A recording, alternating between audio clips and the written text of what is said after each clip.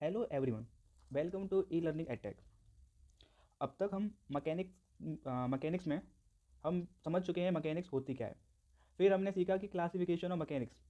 फिर हमने laws of mechanics सीखे, जिसमें हमने laws of motion, gravitation, law of attraction and law of forces सीखा। फिर हमने फोर्सेस, उसके इफेक्ट, उसके कैरेक्टरिस्टिक्स और उसके फोर्स सिस्टम के बारे में सीख चुके हैं। अब हम सीखने वाले हैं वेक्टर्स के बारे में। जैसे कि आपको बताऊं कि फोर्स एक वेक्टर क्वांटिटी है, और वेक्टर क्वांटिटी के लिए, वेक्टर क्वांटिटी को डील करने के लिए हमारे पास वेक्टर अलजेब्रा है। तो पूरी मैकेनिक्स इसी वेक्टर पर डिपेंड है। अगर मैकेनिक्स डील करनी सीखना है तो आपको वेक्टर को कमांड करना ही पड़ेगा। तो शुरू करते हैं मैकेन वेक्टर और स्केलर में डिफरेंस क्या होता है उससे। तो जैसे कि सबको पता है, काफ़ी पहले से हम जानते हैं कि स्केलर और वेक्टर में डिफरेंस क्या होता है। जिस क्वांटिटीज़ के बाद पास सिर्फ मैग्नीट्यूड होता है उसे बोलते हैं स्केलर, और जिस क्वांटिटी के पास मैग्नीट्यूड और डायरेक्शन हो उसे बोलते हैं वेक्टर। ये बात सबको मालूम है, ये सब सब पढ़ चुके हैं इसको।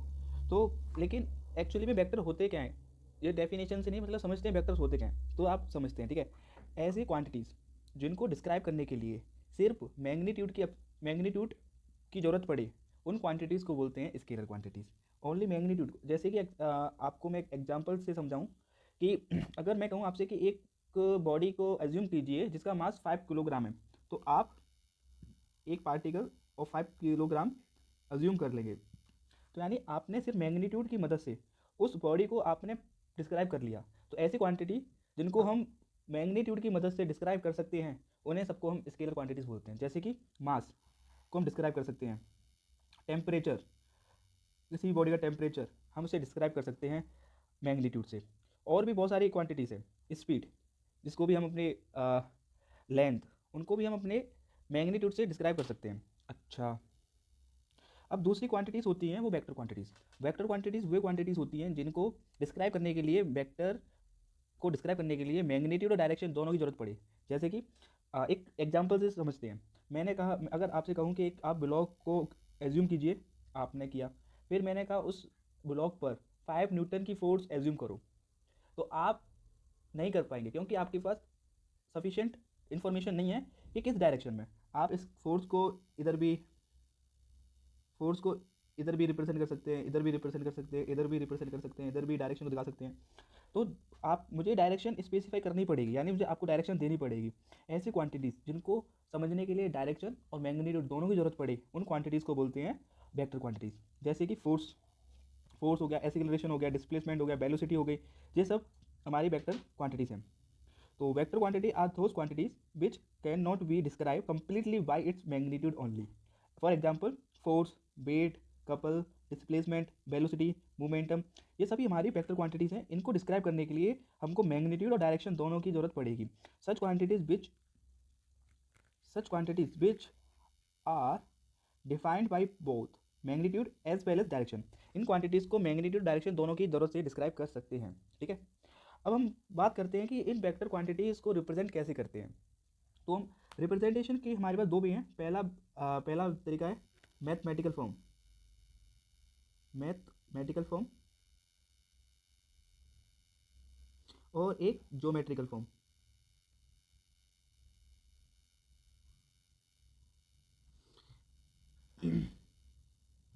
मैथमेटिकल फॉर्म्स और ज्योमेट्रिकल फॉर्म हमारे पास दो वे होते हैं वेक्टर को रिप्रेजेंट करने के लिए। सबसे पहले हम ज्योमेट्रिकल फॉर्म समझते हैं। तो हम किसी भी वेक्टर क्वांटिटी को हम एरो से थ्रू रिप्रेजेंट करते हैं। जो ये एरो का साइन होता है, ये इसे बोलते हैं हेड। इस पॉइंट को बोलते हैं टेल। ये डायरेक्शन को रिप्रेजेंट करता है, और इसकी लेंथ मैग्नीट्यूड को रिप्रेजेंट करती है। लेंथ उसकी मैग्नीट्यूड के रिप्रेजेंट करती है और डायरेक्टली प्रोपोर्शनल होती है लेंथ से। और एरोस का साइन डायरेक्शन दर्शाता है। दो, और मैथमेटिकल में कैसे रिप्रेजेंट करते हैं इसको समझते हैं। तो हमें पता है कि वेक्टर क्वांटिटीज़ के बाद दो चीज़ होती है, एक मैग्नीट्यूड और एक डायरेक्शन। सपोज कीजिए एक क्वांटिटी है, तो हम वो वेक्टर क्वांटिटी है, तो उससे उसके ऊपर हम एरो से दिखाएंगे। उसके ऊपर अगर एरो लगा हुआ है तो वेक्टर क्वांटिटीज पाई जाती है। जनरली बुकों में इसे डार्क डार्क करके दिखाते हैं। तो दोनों वे सही है। तो मैथमेटिकल फॉर्म इसका मतलब ये होगा कि उसका एक तो मैग्नीट्यूड होगा, तो उसके मैग्नीट्यूड को रिप्रेजेंट करते हैं दो एरो लगाकर, वो दो साइन पैरेलल लाइन से। और उसकी डायरेक्शन को रिप्रेजेंट करते हैं उसके ऊपर कैप लगाकर, ठीक है। तो दो चीज़ होती है, मैग्नीट्यूड और डायरेक्शन। ऐसी मैथमेटिकल फॉर्म में भी magnitude, direction, and geometrical form में भी मैग्नीट्यूड और डायरेक्शन, ठीक है। तो रिप्रेजेंटेशन ऑफ वेक्टर हम दो वे से कर सकते हैं, ज्योमेट्रिकल रिप्रेजेंटेशन और मैथमेटिकल रिप्रेजेंटेशन। ज्योमेट्रिकल रिप्रेजेंटेशन में आपको एरो से थ्रू दिखाते हैं, इसे बोलते हैं हेड, इसे बोलते हैं टेल। इसकी लेंथ रिप्रेजेंट करती है मैग्नीट्यूड को और इस साइन रिप्रेजेंट करता है डायरेक्शन को। तो किसी भी क्वांटिटी के ऊपर अगर एरो लगा होता है वो वेक्टर क्वांटिटी होती है। वेक्टर क्वांटिटी में दो चीज़ होती हैं, एक मैग्नीट्यूड, एक डायरेक्शन। मैग्नीट्यूड को हम दो पैरेलल लाइन से थ्रू रिप्रेजेंट करते हैं और डायरेक्शन को उसके ऊपर एक कैप लगाकर यूज़ दर्शाते हैं, ठीक है। तो अब अगर मैं इस फॉर्मूले से अगर मुझे यूनिट वेक्टर निकालना हो,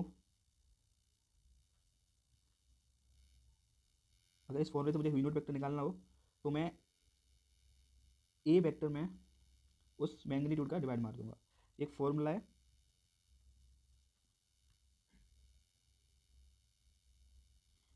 हाँ, जो कि हम किसी भी यूनिट वेक्टर को निकाल सकते हैं, ठीक है। हम्म, तो तो अब एक क्वेश्चन करते हैं और एक क्वेश्चन से थ्रू समझते हैं ना, कैसे हम मैग्नीट्यूड कैसे निकालते हैं, डायरेक्शन कैसे निकालते हैं, वो समझते हैं, ठीक है। सपोज कीजिए कि एक हमारे पास फ्रेम और रेफरेंस है।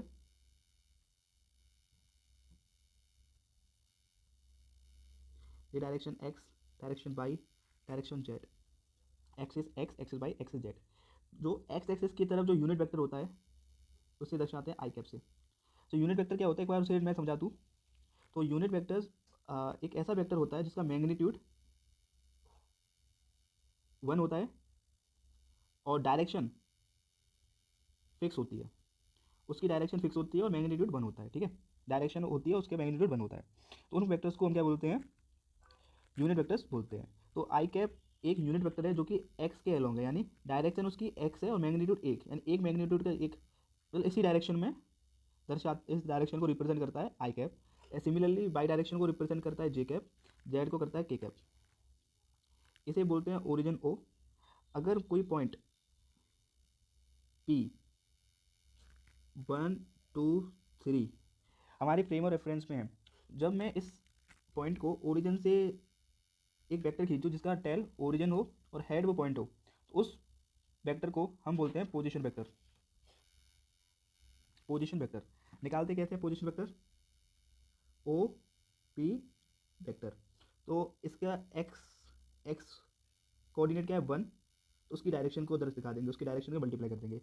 बाई की तरफ बाई बाई कोऑर्डिनेट क्या है 2, मल्टीप्लाई बाई दिस डायरेक्शन जे से, और जेड में 3, उसका और जेड एक्सिस की डायरेक्शन के। तो इस तरह इस वे से हम किसी भी पॉइंट को वेक्टर के फॉर्म में दिखा सकते हैं और इसे बोलते हैं पोजीशन वेक्टर, यानी पोजीशन को रिप्रेजेंट करने वाला वेक्टर उसको बोलते हैं पोजीशन वेक्टर, जिसकी टेल ओरिजिन होती है और हेड उसी पॉइंट का होता है। तो सिमिलरली हमें क्या करना पड़ता है कि जो कोऑर्डिनेट में उन्हीं की डायरेक्शन से हमको मल्टीप्लाई करना पड़ता है। जैसे कि अगर एक था, एक एक्स एक्सिस में था तो ए आई कैप, दो बाई एक्सिस में था 2 बाई जे कैप, और 3 के एक्सिस में था 3 के कैप, ठीक है।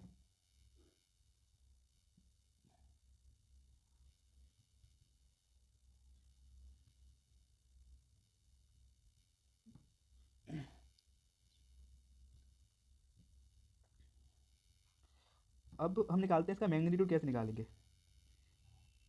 तो मैग्नीट्यूड के लिए मुझे हमें क्या करना है, मैग्नीट्यूड के लिए तो मैग्नीट्यूड के लिए हमें क्या करना है, इन जो आई जे के जो वैल्यूज़ हैं उनका स्क्वायर करके प्लस करना है। जैसे कि 1 का स्क्वायर 1, 4 का 2 का स्क्वायर 4, 3 का स्क्वायर 9 अनरूट के अंदर। इस वे से हम निकाल सकते हैं position unit magnitude of vector. अब हमको डायरेक्शन निकालनी है यूनिट वेक्टर। तो यूनिट वेक्टर का फॉर्मूला होता है कि वेक्टर अपॉन मैग्नीट्यूड। तो वेक्टर क्या है, 1 आई कैप, 2 जे कैप, 3 के cap, so over by magnitude 14। तो ये वाला जो वेक्टर निकला उससे डिवाइड मारने के हमें मिलेगा यूनिट वेक्टर, ठीक है। तो इस वे से हम निकाल सकते हैं अपना वेक्टर, यूनिट वेक्टर, मैग्नीट्यूड, इस चीज़ निकाल सकते हैं सिमिलरली। अब आते हैं हम कि एंगल बिटवीन वेक्टर क्या होता है। एंगल बिटवीन वेक्टर बहुत डाउटफुल होता है, बहुत बच्चों को नहीं पता होता कि कैसे निकाल होता क्या है। तो ध्यान से सुनना, दो टेल जब दो टेल या दो हेड के बीच का एंगल, उसे क्या बोलते हैं, एंगल बिटवीन टू वेक्टर। ध्यान रखना कि दो टेल या दो हेड के बीच में तो when two vectors the angle between two vector the angle between their tales और हेड्स, या तो टेल जुड़ी होंगी या हेड जुड़ी होंगे जब भी हमारा एंगल बनता है। और जैसे कि एक क्वेश्चन होता है कि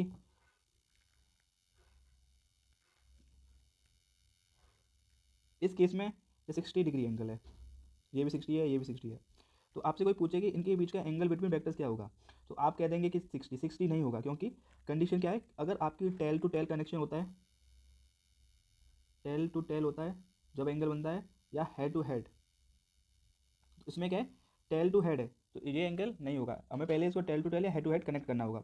तो हम क्या कर सकते हैं इसमें, इस वेक्टर को मैं आगे की तरफ शिफ्ट कर लेंगे, जो एंगल ये वाला होगा टेल टू टेल, वही एंगल हमारा बिटवीन दी वेक्टर हो जाएगा। अगर ये स्ट्रेट लाइन है तो जो 60 है तो ये हो जाएगा 120 डिग्री। ठीक है, तो angle between two vectors clear हो चुका है। ठीक है, अब समझते हैं कि वेक्टर इक्वलिटीज। तो हमें मालूम है कि वेक्टर के पास दो चीज़ होती हैं, एक होती है मैग्नीट्यूड और एक होती है डायरेक्शन। अगर अगर हमारे दोनों वेक्टर की मैग्नीट्यूड सेम है और डायरेक्शन सेम है, तब हम कहेंगे कि वेक्टर हमारे दोनों इक्वल हैं। तो इक्वल में दोनों चीज़ बराबर होनी चाहिए तभी वेक्टर इक्वल होते हैं। When two vector have same magnitude as well as या और directions, however the point of application में भी डिफरेंट। हाँ, पॉइंट ऑफ एप्लीकेशन अलग अलग हो सकते हैं, लेकिन डायरेक्शन और मैग्नीट्यूड दोनों में सेम होगा। जैसे कि दोनों वेक्टर हैं, इन दोनों वेक्टर की मैग्नीट्यूड सेम है और डायरेक्शन भी सेम है, लेकिन पॉइंट ऑफ एप्लीकेशन अलग अलग है।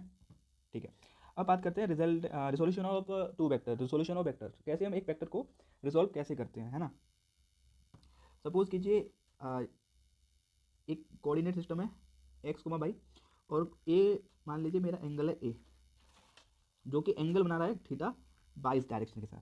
ठीक है, तो सबसे पहले समझते हैं कि रिजोल्यूशन होता क्या है।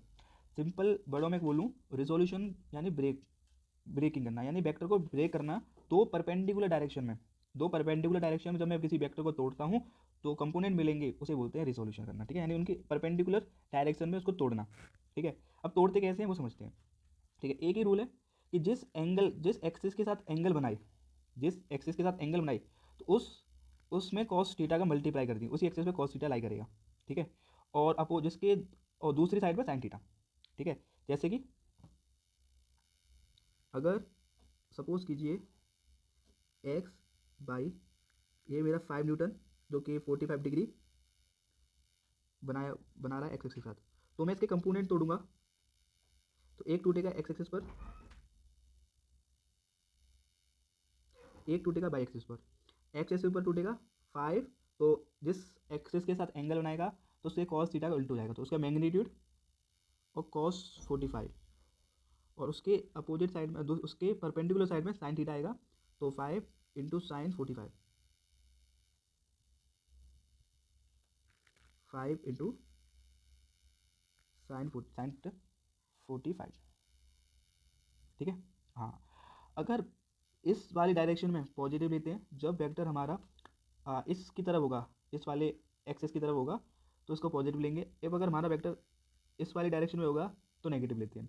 ऐसे सिमिलरली अगर ऊपर होगा तो पॉजिटिव लेते हैं, अगर नीचे की तरफ होंगे तो नेगेटिव लेते हैं। ये हमारी साइन कन्वेंशन है वेक्टर को रिजोल्व करने के लिए। ठीक है, तो resolution is a method to resolving the force acting on rigid body in perpendicular direction. तो किसी भी वेक्टर को परपेंडिकुलर डायरेक्शन में तोड़ने को ही हम क्या बोलते हैं, रिजोल्यूशन ऑफ वेक्टर बोलते हैं। ठीक है, जैसे कि ये कोई वेक्टर है आर जो कि थीटा बना रहा है एंगल थीटा बना रहा है एक्स एक्सिस के साथ, तो उसका कंपोनेंट एलोंग एक्स एक्सिस, और कंपोनेंट इसे बोलते हैं कंपोनेंट एलोंग एक्स एक्सिस, और जो कंपोनेंट है जो बाई एक्सिस पर गिरेगा उसे बोलते हैं component of along by axis. तो रूल क्या है, तो if a force resolve along angle side, जहाँ एंगल बना रखा होगा, जैसे कि एंगल इसके साइड बना रखा था तो उसका हो जाएगा आर कॉस थीटा और उसके आर साइन थीटा। तो अब समझते हैं, a force resolve along angle side, जिस साइड से साथ एंगल बनाएगा तो हमें उसमें यूज़ करना है कोसाइन, और जबकि यूज़ करना है साइन उसकी दूसरी साइड। ठीक है, हाँ, और उसके साइन कैसे लेने हैं, अगर एंगल अगर हमारा वेक्टर ऐसे है, इसकी इस अवे फ्रॉम ओरिजिन है तो पॉजिटिव साइड लेना है।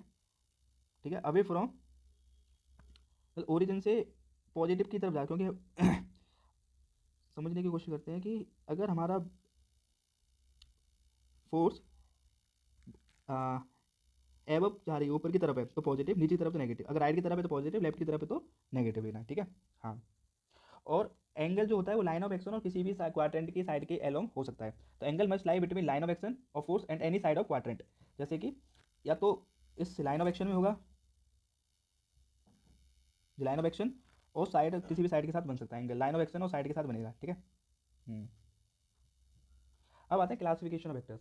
तो वेक्टर को हम क्लासीफाई 3 पार्टों में कर सकते हैं ना मैकेनिक्स में। पहला स्लाइडिंग वेक्टर। तो स्लाइडिंग वेक्टर क्या होते हैं? स्लाइडिंग वेक्टर वो वेक्टर्स होते हैं जिनको हम मूव कर सकते हैं along the line of action में। जैसे कि अगर मान लीजिए एक ब्लॉक है जिसकी 3 पोजीशन है ए बी सी। सबसे पहले मेरी फोर्स ए में लग रही है तो मैं इसको मूव कर सकता हूँ विदाउट डायरेक्शन चेंज करे पॉइंट बी पर, और फिर इसको भी मूव कर सकता हूँ पॉइंट सी पर। तो ये कहता है स्लाइडिंग, यानी स्लाइड कर सकते हैं, लेकिन स्लाइड कहाँ करेगा? इट्स लाइन ऑफ एक्शन पर, सिर्फ line of action without changing its magnitude direction sensing. ना तो उसकी मैं डायरेक्शन चेंज करनी, ना ही उसकी मैग्नीट्यूड चेंज करनी, और ना ही हमें उसकी सेंसिंग चेंज करनी है, ठीक है। ओके, दूसरे आते हैं, दूसरा वेक्टर है फिक्स वेक्टर। फिक्स वेक्टर वे वेक्टर्स होते हैं जिनके पॉइंट ऑफ एप्लीकेशन फिक्स होते हैं, यानी वो मूव ना करें। और ऐसे वेक्टर के पास एक स्पेसिफिक मैग्नीट्यूड होगा, डायरेक्शन होती है और लाइन ऑफ एक्शन हमेशा होता है, ठीक है। जैसे कि ये वाला वेक्टर है ए, इस ए पोजीशन में वेक्टर पी फोर्स लगी हुई है पी। अगर मैं इस फोर्स को मैं इसकी लाइन ऑफ मैं मूव, ये फिक्स ये वेक्टर हमारा फिक्स वेक्टर है, ये अपने ना तो ये कभी मूव नहीं कर सकता है ना। अगर मूव करने की कोशिश करी, अगर मैं इस वेक्टर को पी पोजीशन में लगाऊं तो इसकी वजह से मेरे मूवमेंट में बदल जाएगी। मूवमेंट क्या होता है वो आगे जानेंगे, अच्छे से समझेंगे, है ना। अभी के लिए ऐसे वेक्टर जिनको हम मूव ना कर सकें, जिनका पॉइंट ऑफ एप्लीकेशन फिक्स हो, उन्हें बोलते हैं फिक्स वेक्टर, है ना। दूसरे है फ्री वेक्टर। फ्री वेक्टर एक ऐसे वेक्टर्स होती हैं, ऐसे वेक्टर जिनको हम फ्रीली मूव कर सकते हैं किसी भी प्लेन में, यानी स्पेस में फ्रीली मूव कर सकते हैं। बट ना तो उनकी डायरेक्शन, उनके पास एक स्पेसिफिक डायरेक्शन होती है, मैग्नीट्यूड होता है और सेंसिंग होती है, बट उनकी line of action does not pass, मतलब वो पास नहीं होते किसी भी पर्टिकुलर पॉइंट के साथ, ठीक है। ऐसे वेक्टर्स को हम क्या बोलते हैं? फ्री वेक्टर्स बोलते हैं। ओके, तो एक बार समरी देता हूँ क्योंकि पता है थोड़े से डाउट होंगे आपको, तो उसमें क्लियर करते हैं ना। तो हमने सीखा कि सबसे पहले हमारे दो टाइप की क्वांटिटीज़ होती हैं, पहली स्केलर, दूसरी वेक्टर। स्केलर क्वांटिटीज़ वे क्वांटिटीज़ होती हैं जिनके पास सिर्फ मैग्नीट्यूड होता है। ऐसी क्वांटिटीज़ जिनको डिस्क्राइब करने के लिए सिर्फ मैग्नीट्यूड की जरूरत पड़े, उन क्वांटिटीज़ को क्या बोलते हैं? स्केलर क्वांटिटीज़ बोलते हैं। जैसे कि मास, टेम्परेचर, स्पीड, ये हमारी क्या है? स्केलर क्वांटिटी है। वर्क, वो हमारा स्केलर क्वांटिटी है। जबकि वेक्टर क्वांटिटीज़ की बात करें, ऐसी क्वांटिटीज़ जिनको समझने के लिए या जिनको डिस्क्राइब करने के लिए मैग्नीट्यूड और डायरेक्शन दोनों की जरूरत पड़ी, उन क्वांटिटीज़ को हम वेक्टर क्वांटिटीज़ बोलते हैं। वेक्टर क्वांटिटीज़ को रिप्रेजेंट करने के हमारे पास दो तरीके होते हैं, पहला मैथमेटिकल फॉर्म, दूसरा ज्योमेट्रिकल फॉर्म। मैथमेटिकल फॉर्म और ज्योमेट्रिकल फॉर्म में हम एरो से थ्रू रिप्रेजेंट करते हैं, और जो एरो होता है वो डायरेक्शन दिखाता है, और जो लेंथ होती है उसकी मैग्नीट्यूड दिखाते हैं। तो एरो वाले पार्ट को हम हेड बोलते हैं, तो पीछे वाले पार्ट को हम उसको टेल बोलते हैं। दूसरा तरीका मैथमेटिकल फॉर्म। मैथमेटिकल फॉर्म में हम एक मैग्नीट्यूड और डायरेक्शन के पॉइंट डायरेक्शन के टर्म्स में हम दिखाते हैं। तो मैग्नीट्यूड को निकालते कैसे हैं? तो हमें मतलब डायरेक्शन ये होता है, यूनिट वेक्टर होता है। यूनिट वेक्टर कैसा वेक्टर होता है? जिसकी मैग्नीट्यूड एक हो, डायरेक्शन फिक्स हो। ऐसे वेक्टर्स को हम यूनिट वेक्टर्स बोलते हैं, है ना। और यूनिट वेक्टर निकालते कैसे हैं? उस वेक्टर में उसके मैग्नीट्यूड से डिवाइड मारकर हम उसके यूनिट वेक्टर निकाल सकते हैं, ठीक है। हाँ, फिर हम आगे चलते हैं। आगे मैंने देखा कि एंगल बिटवीन टू वेक्टर्स क्या होता है। जब वेक्टर टेल टू टेल या हेड टू हेड कनेक्ट होते हैं तो उनके बीच में बनता है एंगल, उसे बोलते हैं angle. Angle between two vector is the angle between their tales या हेड्स। फिर हमने सीखी वेक्टर इक्वलिटी। तो हमको पता है कि वेक्टर के पास मैग्नीट्यूड डायरेक्शन दोनों चीज़ होती हैं। अगर दो वेक्टर जिनके मैग्नीट्यूड डायरेक्शन सेम होंगी, उन्हें हम बोलेंगे वेक्टर इक्वलिटी। फिर आता है resolution of vector. Resolution of vector, एक वेक्टर को हम रिजोल्व करते हैं टू परपेंडिकुलर डायरेक्शन में, ठीक है। तो जिस एक्सिस के साथ, जिस कोऑर्डिनेट के साथ एंगल बनता है, उस कंपोनेंट में लेते हैं कॉस थीटा, और उसे छोड़कर दूसरे वाले एक्सिस पर लेते हैं साइन थीटा, ठीक है। जैसे कि ये वेक्टर था आर, जो थीटा बना रहा था एक्स एक्सिस पर, तो एक्स एक्सिस पर जो प्रोजेक्शन गिरेगा उसमें आएगा आर कॉस थीटा। तो कॉस थीटा मल्टीप्लाई होता था उसी एंगल का कॉस के साथ, और उसके दूसरी साइड में साइन का होता है, ठीक है। तो यही रूल है कि जिस एक्सिस के साथ एंगल बनाएगा उसी पे कॉस गिरता है, और दूसरी साइड पर साइन गिरता है, ठीक है।